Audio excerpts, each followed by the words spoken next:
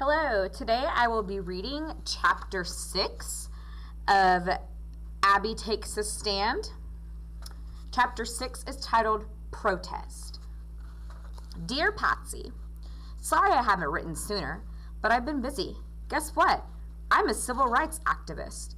Today I helped John get people signed up for sit-ins at downtown lunch counters. You have to be 18, but I'm part of the flyer brigade. We pass out flyers telling people about meetings and protests. The flyers tell people about nonviolent protesting. No matter what, the people at sit-ins can't strike back. John has been through the training. Now he's training others. I wish you were here. I feel like I'm part of something big. Gotta go now. Hope your grandma's feeling better. I'll write later. Your bestest friend in the whole wide world, Abby. And there's a cute little picture of Abby writing to Patsy. On Saturday morning, Abby went back to the First Baptist Church with Mama and Miss Leona Whiteside, but no Aunt Mittie. Negroes have no money, no power, and no protection. How can we win against odds like that? Aunt Mittie had asked Mama. David took out Goliath with 5 smooth stones and a slingshot. Mama had answered. Aunt Mittie was not convinced. In the church kitchen, Mama tied on her apron. She had her big cast iron skillet with her. The ladies were cooking up more food than Abby had ever seen.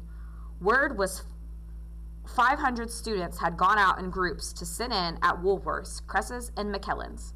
Other stores, too. They were all dressed in their best Sunday clothes. It's all so crazy when you think about it, Mama said, snapping beans. Those young people will spend hours sitting at a lunch counter and come back here hungry. Miss Whiteside shook her head and clicked her teeth. Segregation comes up short any way you cut it. By the time the first protesters came back from their 2-hour shifts, Mama and the ladies had fried chicken ready. We just sat there at the counter, said a boy in a Fisk University t-shirt. We didn't get served, but neither did any of the white people waiting for a seat and yelling at us. By mid-afternoon, word came that the Harvey's manager had closed the store early. Abby felt hopeful. We won! We won! If they stay closed, they'll go out of business. Honey, you don't think it's going to be that easy. No way, said Mama. Abby understood what Mama meant when she saw the evening news. Aunt Mittie came by to return Mama's pinking shears just as the Harvey's manager was on television. She sat on the couch with Mama and Abby. I don't believe most colored people agree with what went on here today, said the manager. He went on to say the protesters were just a few troublemakers trying to ruin it all for the good colored folks of Nashville. Aunt Mittie looked nervous and worried. Don't y'all fret none, the manager looked into the camera and pointed his finger. We will not let a bunch of riffraff come in our store and stop us from serving our customers. We'll be open for business in the morning and things will be as usual. You can count on that. Why didn't they give our side? Abby complained. It's not fair. That's what I've been trying to tell my stubborn son. Life is not fair, said Aunt Mittie. Segregation is the way it's always been.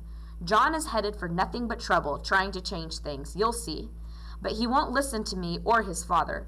Maybe he'll listen to you, Bee. Will you talk to John? Mama shook her head. No, Mittie, I won't, said Mama. Growing up in the South is being a bird in a cage. Our children have wings, but they're never allowed to fly. By the time they get to our age, their souls are lifeless. John's mind is made up, same as mine, Mittie. We may not change a thing, but it's worth a try. Don't be afraid. Join us. Aunt Mittie mumbled something and left in a huff. Before letting herself out the screen door, she called over her shoulder. Can't say I didn't warn you. This protesting will only bring trouble to our own front door.